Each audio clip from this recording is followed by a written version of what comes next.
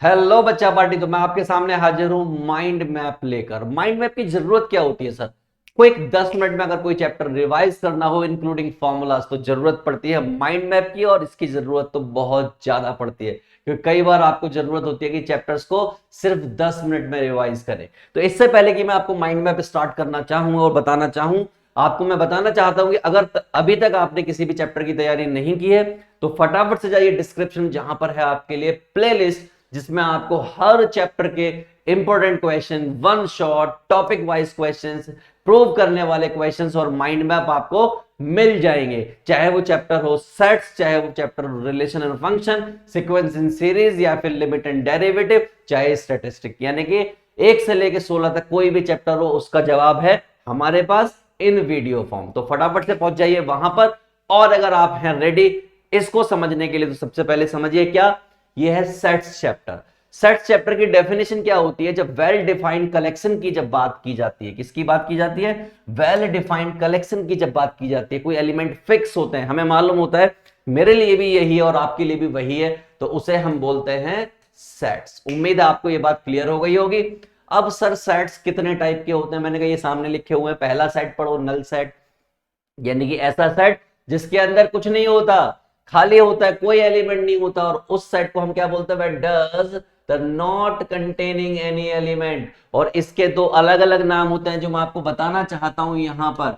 इसी को हम वॉइड सेट बोलते हैं, इसी को हम एम्प्टी सेट भी बोलते हैं। अगर आपको नहीं पता है तो आज के बाद याद कर लेना, वॉइड सेट हो, नल सेट हो या एम्प्टी सेट हो, सबका मतलब एक होता है।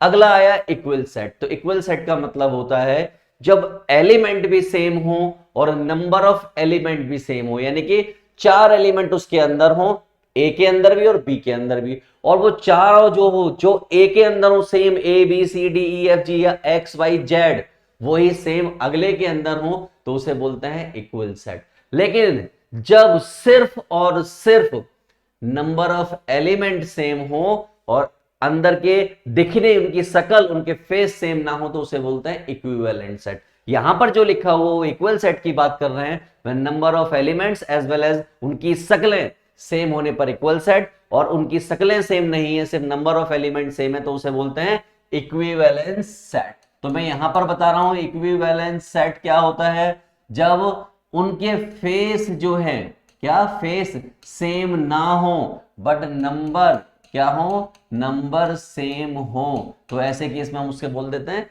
Equivalence set. अगला चलते हैं सबसेट।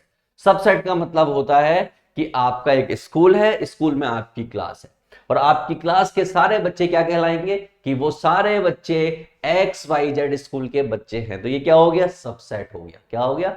सबसेट हो गया। आपकी फैमिली, आपका परिवार, आप उसके क्या है? सबसेट हैं। आपके पापा क्या है? उसके सबसेट हैं। आपकी मदर क्या है? उसके सबसेट हैं। एक और एग्जांपल ले लीजिए, आपकी एक क्रिकेट टीम है और क्रिकेट टीम के आप क्या हैं? सबसेट हैं। आई होप आप पकड़ गए होंगे कि सबसेट क्या होता है, और सबसेट का सिंबल जो होता है वो ऐसा होता है जिसको मैं आगे भी एक्सप्लेन करूंगा। लिखते कैसे? ऐसे, ए सबसेट ऑफ बी, यानी कि ए के सारे एलिमेंट बी के अंदर हैं। समझ गए बात को? आगे चलते हैं। That is what? Finite set. जैसे कि आप नाम से समझ रहे हैं, यानी जिसका नंबर ऑफ एलिमेंट फिक्स हो, 2 4 6 8 10 5 अप टू 100 तक फिक्स, एक ब्राम लगा हुआ, एक एंड लगा हुआ, तो उसे बोलते हैं फाइनाइट सेट।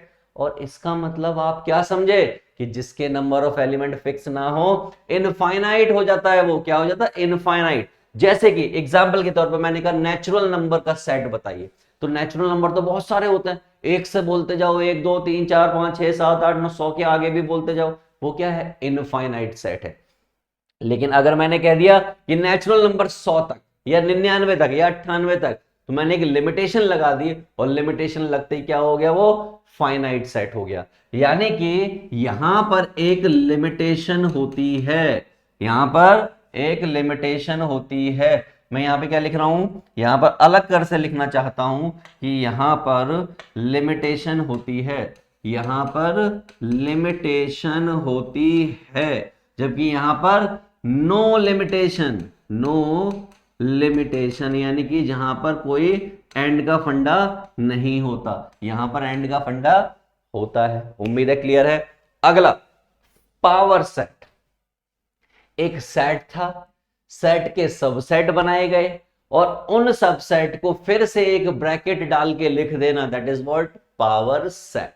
एग्जाम्पल के तौर पे मैं आपको बताना चाहता हूं, समझाना चाहता हूं कि अगर आपको कभी जरूरत पड़े तो कैसे करोगे। मैंने कहा एक सेट था ए जिसमें एलिमेंट थे 1, 2, इसके नंबर ऑफ सबसेट कितने बने, अगर मैं सबसेट की बात करूं तो एक 5 बनता है, एक 1 बनता है, एक 2 बनता है और एक 1, 2 बनता है। बस एक काम करना है और वो काम क्या है, वो काम ये है कि इनके बाहर एक ब्रैकेट लगा देना, क्या बन जाता है, वो पावर सेट बना देता है। उम्मीद है आपको क्लियर होगा। मैं इसको मिटा देता हूं, नहीं तो ये बहुत गंदा गंदा दिखेगा। उम्मीद है आपको क्लियर है बिना किसी दिक्कत के, ठीक है। तो यस यस, ठीक है। यहां पर थोड़ा सा चला गया, ओके।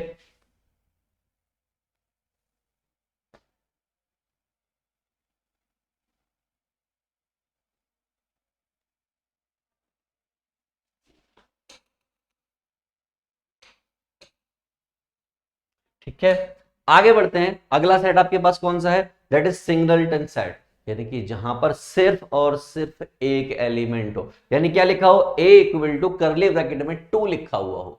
और 2 किसका एग्जांपल है, यस प्राइम नंबर का एग्जांपल है। तो अक्सर वो कोई पूछे आपसे कि एक ऐसा सेट बताइए, एक ऐसा सेट बताइए जिसमें सिर्फ और सिर्फ एक एलिमेंट हो और इवन नंबर हो, तो हम क्या बोल सकते हैं कि हाँ प्राइम नंबर्स का जो सेट होता है वो सिंगलटन सेट होता है जिसमें 2 आ जाता है और वो इवन नंबर होता है। तो दिस इज ऑल अबाउट कि सेट कौन कौन से होते हैं, उनकी टाइप्स क्या होती हैं। मैं आगे बढ़ जा रहा हूं और काम की चीजें कराने जा रहा हूं, आपकी ऑपरेशंस क्या होते हैं। हम बात कर रहे हैं ऑपरेशंस ऑन द सेट। सबसे पहला operation that is difference of set. Difference कैसे करते हैं, मैंने कहा एक ये सेट है और एक सेट ये है, मुझे क्या करना है, ए में से बी वाले हटाने हैं। तो ए में से कभी भी बी वाले अगर मुझे हटाने हैं तो इसका आसान तरीका होता है कि ए में से बी वाले काट दूं। मैंने 2 काट दिया और मैंने 4 काट दिया और जो बचे वो लिख दिए। कौन बचा, 1 और 3 बचा, हो गया a माइनस बी। अगर इसी तरीके से अगर मुझे b माइनस ए चाहिए होता तो मैं क्या करता, b में से a वाले हटाता, तो मैं 2 हटा देता, 4 हटा देता, तो क्या बचता 7, 8। उम्मीद है एकदम क्लियर होगा। अगला है हमारा De Morgan law. De Morgan law क्या कहता है, इसकी जरूरत बहुत ज्यादा पड़ती है, वेन डायग्राम में भी जरूरत पड़ती है, क्वेश्चन निकालने में भी जरूरत पड़ती है। याद करना बहुत आसान है। देखिए यहां पर यूनियन है, यहां पर देखो ये करेक्शन मुझे मिली, करेक्शन क्या मिली, देखिए ये करेक्शन है, दिस इज व्हाट करेक्शन। तो मैं आपके सामने बिल्कुल सही करके लिख रहा हूं, क्या लिख रहा हूं देखिएगा आप ध्यान से। मैं लिख रहा हूं यहां पर यूनियन है तो मैं यहां पर इंटरसेक्शन लगाऊंगा, क्या लगाऊंगा, इंटरसेक्शन, उल्टा लगा दिया मैंने इसको, ठीक है। और यहां पर इंटरसेक्शन है तो मैं यहां पर यूनियन लगाऊंगा। यहां पर एक कॉम्प्लीमेंट था कॉमन के ऊपर, बाहर ऊपर, तो मैंने क्या लगा दिया, सब पर अलग अलग लगा दिया। सिमिलरली यहां पर इंटरसेक्शन था, कॉम्प्लीमेंट ऊपर था लेकिन मैंने अलग अलग लगा दिया, लेकिन क्या लगा दिया, यूनियन लगा दिया। This is what De Morgan law इसको बोलते हैं। अगला कॉम्प्लीमेंट की बात कर लेते हैं। कॉम्प्लीमेंट क्या होता है, मैंने कहा एक यूनिवर्सल सेट दिया हुआ है जिसमें 1 2 3 4 एलिमेंट्स हैं। एक आपको ए सेट दिया हुआ है, आपको बताना है ए कॉम्प्लीमेंट क्या होगा। मैंने कहा सिंपल सी बात करो, ए में से यानी कि इसमें से कौन कौन सा एलिमेंट हटा दो, 3 और 4 हटा दो। 3 और 4 हटा दिए तो कौन बचे, 1 और 2। 1 और 2 लिख दिया, इसका मतलब क्या हो गया, कॉम्प्लीमेंट। एक आपको पते की बात बताना चाहता हूं कि अगर मैं फिर से इसका कॉम्प्लीमेंट करना चाहूं, वापस से इसका कॉम्प्लीमेंट करना चाहूं, तो अब ये वाले हटाऊंगा किसमें से, ये वाले हटाऊंगा मैं इसमें से। तो देखिए जब 1 2 हटेगा तो कौन बचेगा, इस बार 3 4 बचेगा। क्या बचेगा, 3 4। इसका मतलब मुझे क्या पता चला, मुझे पता चल गया कि भैया ए कॉम्प्लीमेंट का कॉम्प्लीमेंट वापस से ए ही होता है। एक काम की बात मुझे यहां पर पता चल गई। आगे बढ़ते हैं और अगली काम की बात देखते हैं, वो क्या है, इंटरसेक्शन। इंटरसेक्शन का मतलब होता है कॉमन। इंटरसेक्शन का मतलब क्या होता है, कॉमन कॉमन कॉमन, ये हो गया कॉमन। तो देखिए जरा ए और बी में क्या कॉमन है, तो मैं मार्क कर रहा हूं, उम्मीद है आपको समझ आ जाएगा। तो मैंने कहा देखिए 2 यहां पर है, 2 यहां पर है, 4 यहां पर है, 4 यहां पर है। मैंने कहा बस यही जो कॉमन वाले हैं उठा के लिख दो, ये हो गया इंटरसेक्शन।